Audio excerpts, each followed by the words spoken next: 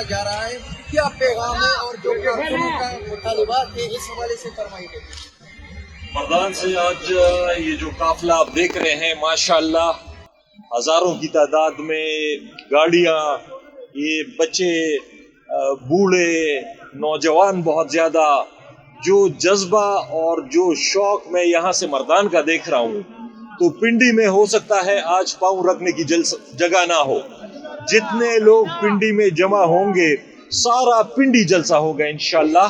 और ये इम्पोर्टेड हुकूमत के लिए और ये उन बाहर से जो साजिशें करते थे और जिनके साथ हमारे अपने लोग शामिल होते थे, उनके लिए आज पैगाम है कि ये अवाम डिसाइड करेगी कि पाकिस्तान का हुक्मरान कौन होगा, पाकिस्तान में हुकूमत कौन करेगा।